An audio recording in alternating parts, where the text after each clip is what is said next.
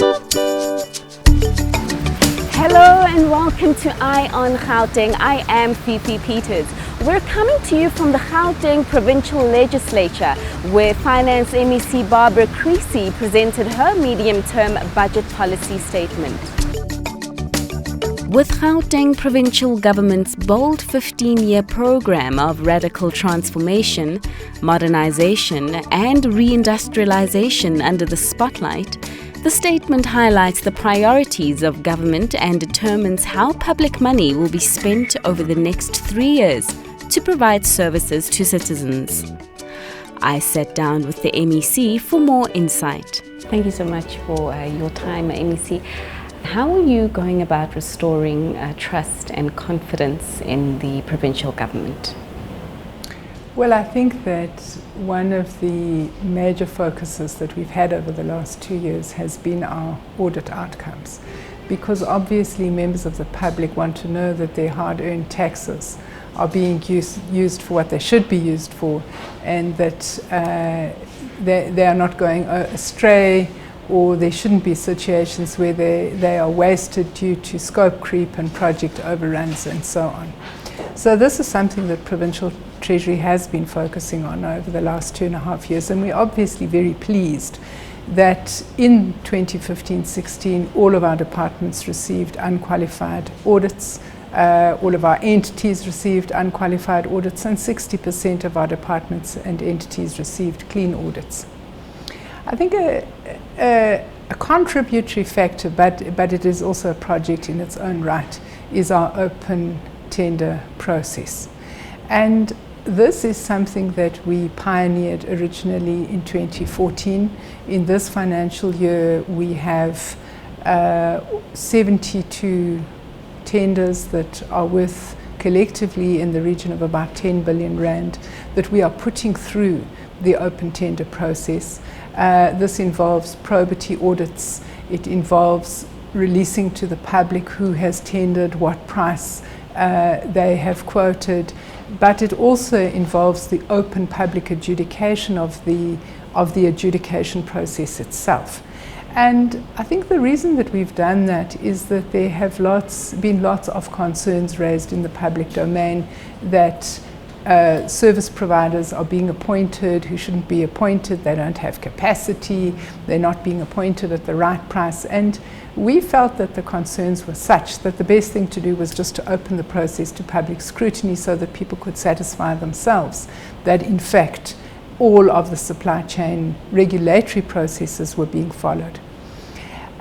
It's quite an interesting process, because I think that what it is also doing is it's furthering some of our empowerment objectives in the province. One of the things that we're obviously very concerned about is to make sure that the money we spend on public procurement supports our overall economic objectives, including the construction of infrastructure, but also making sure that we create a market for goods and services for those who would be historically disempowered. Now, one of the things that the open procurement process does in opening the whole process to public procurement is it allows newcomers to go along, to watch the adjudication process, to understand under what criteria government tenders are being awarded. And I think that there were concerns in the beginning that this process would favour the existing players. We found that in fact that is not the case. The greater scrutiny does in fact allow for new players to come in, and also, as I say, unintentionally, but nevertheless provides a public education process. And congratulations on reducing wasteful expenditure 93% to 29 million in the current financial year. Can you tell us how you achieved this? Well, one of our objectives to support small suppliers and emerging enterprises is to make sure that in terms of legislation we pay our suppliers within 30 days. Obviously in June this year, Premier Makura asked us to pay suppliers within 15 days. At the end of last financial year, 90% of our departments were managing to make the 90% target in terms of paying suppliers on time. Obviously, the Department of Health, the Department of Education to a certain extent still face challenges. That's because they are very big departments. They have a huge volume of invoices. They have a large number of decentralized offices. But the fact that we achieved that saving is testament to the fact that we are meeting those 30-day payments, because most of that money in the past would have gone on paying interest for overdue accounts. So the payment of service providers on time has had this unintended beneficial consequence of saving wasteful and fruitless expenditure. Now, the lion's share of the budget, the 250 billion that is to be spent over the next 3 years, is going towards education and healthcare. Can you just give us a little bit more detail as exactly how that money will be used in these two sectors? Yes, well, obviously, from the point of view of education, it is funding our we are primarily responsible for the schooling system in our province. We have 2.3 million learners in this province in the public schooling system. 1.2 million of those learners are in no-fee schools. 141,000 are in our Grade R facilities. That's the first preschool year. We've got 42,000 learners who are in our special schools, and we are also feeding 1.3 million learners a hot meal each and every day. So this is it's a very big system, a very huge commitment. What we have also been doing over the last 2.5 years is we have been spending money on bursaries, learnerships and internships, so that Gauteng learners who come from township schools can fulfill their dream to attend a TVET college or a university. It's not our primary responsibility to fund tertiary education, but in the face of public expectation, we didn't feel that we could stand idly by, and we have over the last 2.5 years spent 600 million on this particular area. Congratulations on turning the health department around. Can you tell us how you achieved this? Well, I think it's really been a partnership with the MEC Mahlangu, the head of department and provincial treasury. We've worked very hard on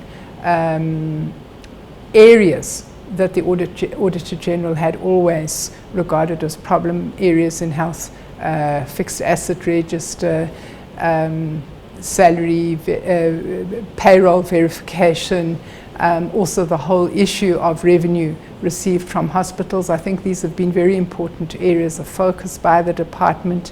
We obviously have been using our combined assurance model to make sure that we are helping them to check as they go along that they're doing the right thing, but also obviously from the side of Treasury supporting the audit process. So it's a great achievement. It's the first time in many, many years that the health department is unqualified, and I think that we're inspired by this, and we're looking forward in the future to aim for a clean audit. It's a big ask, but there was a time when we never thought we would get unqualified. You're working with 5 metros, 3 of them being of the opposition. What is your strategy to working with all these metros? Well, the intergovernmental relations framework provides a specific mechanism for the MEC of Finance to sit with the MMCs of Finance in the municipalities. We have already had our first meeting about 3 weeks ago, since that would be since the election. We've agreed on a joint program of action. We are very concerned that all of our municipalities should have credible funded budgets. We obviously want to make sure that there is sufficient revenue coming in to meet expenditure needs. We know that our municipalities are under a lot of pressure because there are many indigents in municipalities that are not paying for services. We also know that there are many businesses that are not paying for rates and services. So it's the collection of revenue is something we want to work on with our municipalities, particularly the local and district municipalities, the smaller municipalities.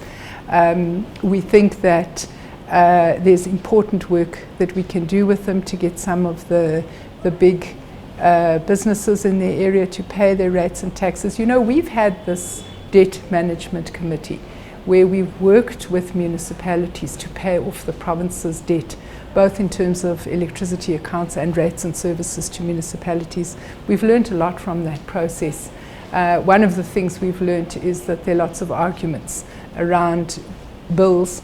We think that we could apply that strategy to the private sector so that the private sector can have a place where they can dispute their bills, and we're sure that that will lead to revenue enhancement in the same way that it has allowed us to end disputes around goods and around services payments and actually pay municipalities. We'll be right back after this quick break.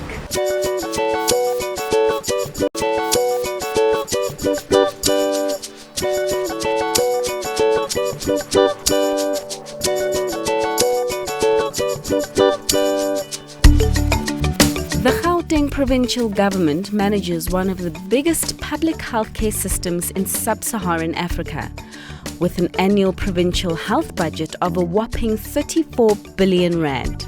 The CNBC Africa team recently visited the Steve Biko Academic Hospital in Tshwane, where new technology is transforming healthcare services in the region. Avram Dila takes a look.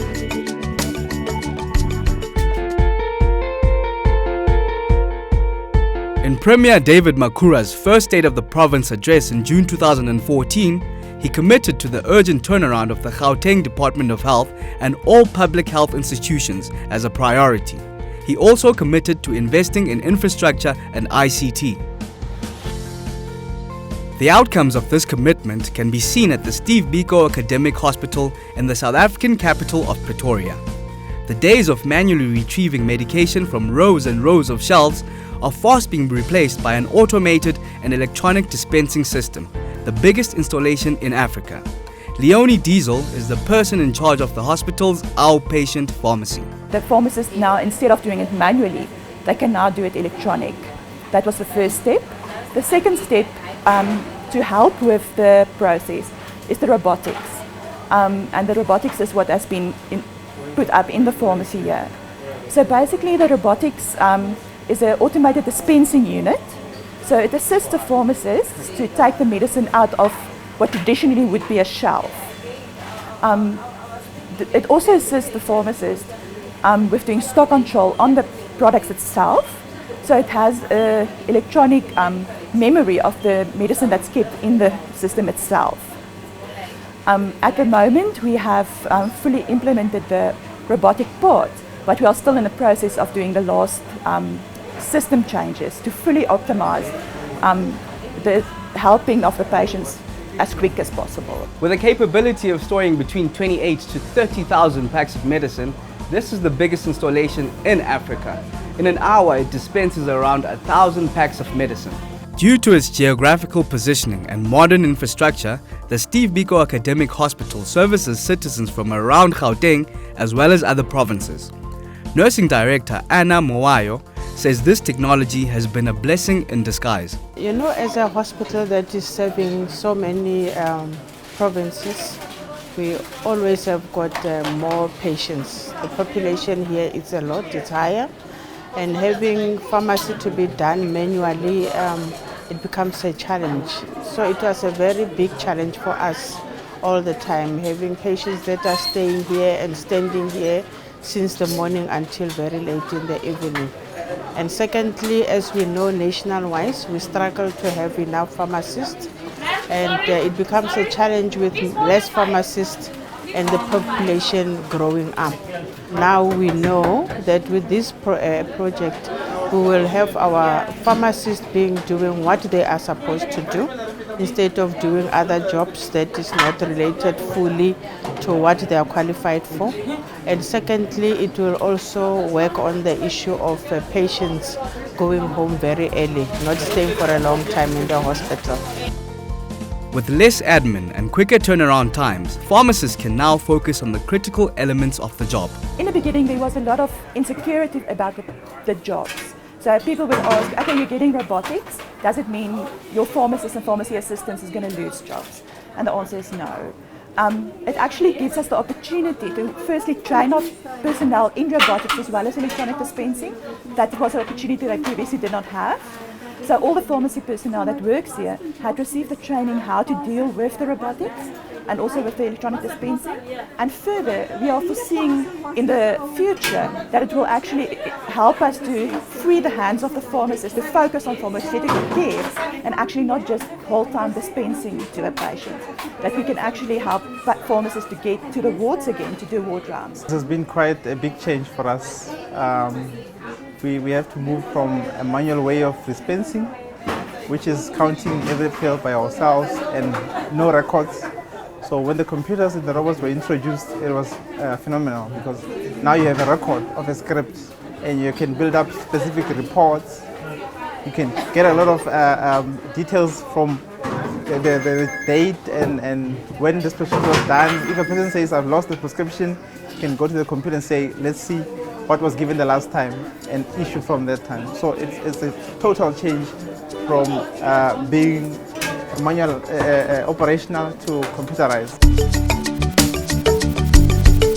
It's been 1 year since the United Nations launched the Agenda 2030 and Sustainable Development Goals. Over the next 14 years, with the new goals that apply universally to all, countries will mobilize efforts to end all forms of poverty, fight inequalities, and tackle climate change, the ultimate goal being leave no one behind. The South African Working Group on SDGs has conducted Leave No One Behind dialogues in 3 provinces: Free State, Gauteng, and Western Cape. The focus is on identifying the systemic causes of exclusion and marginalization and ensuring these population groups are included in the development system.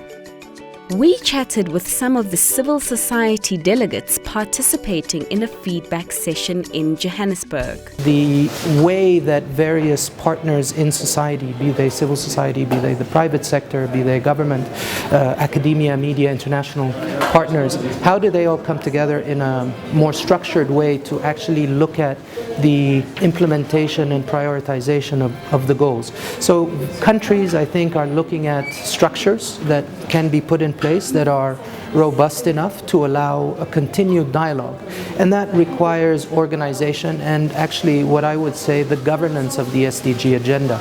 So I see a lot of work going into the governance of the SDG agenda in this very early stage. In terms of implementation, I think, we shouldn't mystify this SDG and Agenda 2063. At the end of the day, what governments and people are calling for is better lives, more equal opportunities, sustainability, opportunities to earn a decent livelihood. And that's what these agendas are really about. And so if countries stay truthful to the implementation of their national aspirations and the wishes of their people, the SDGs will also be achieved. Gauteng representative Gaudens Uwiziye drew attention to the groups of people that continue to face severe discrimination in the province. An important discussion took place on the lesson that we can learn from this recent fee must fall movement and the service delivery protest. They also recognized that there is an impact of white privilege and its effect on discrimination.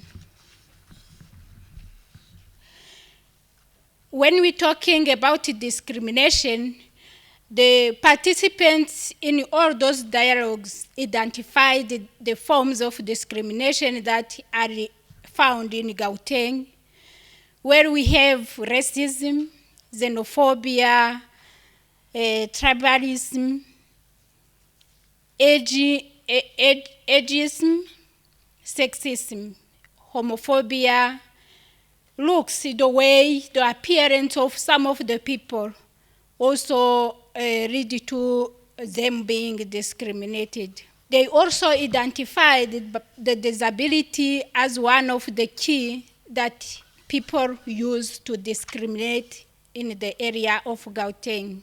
In the dialogue, the participants also spoke on how can we achieve or address discrimination. One of the points that they raised is the need for participatory democracy.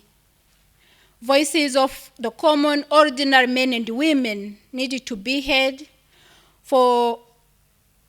and politicians and those who formulate policies need to consult the citizen so the policies can respond to the needs of the people.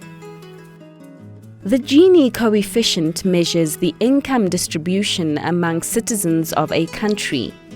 South Africa has been identified as one of the most unequal countries in the world. The issue of the Gini coefficient, it's, as I mentioned when I was doing my address inside, that it's a global problem. Growing inequality is associated with the process of globalization, with the process of being part of this broad global agenda of building an economy, a global economy, and a global community within which countries participate, within which there's free trade and there's a free exchange of and free movement of peoples and of labor and of all kinds of many different aspects. And I think it's clearly established in terms of research that one of the negative consequences of the last 20 years of the implementation of this globalization agenda is that one of the key challenges we're now facing is we have growth, and we not only have to deal with the issue of the banks and of the financial and of regulatory systems, but we also have to deal with massive social inequality and growing social inequality. The gap between those that are really rich, the super rich, and the mass of ordinary people, that gap has grown. And that in fact there's increasing pressure even today on the middle class. And I think, just aside, I think that politically it appears to be demonstrated in the new shifts that were not necessarily predicted. Such as when the electorate had to vote in Britain on Brexit, and with the latest victory in the United States with Donald Trump. So we're seeing a reaction in the electorate in some kind of way. I think that we also have to deal with the fact that we have had in some way, atrophication of our local government capacity.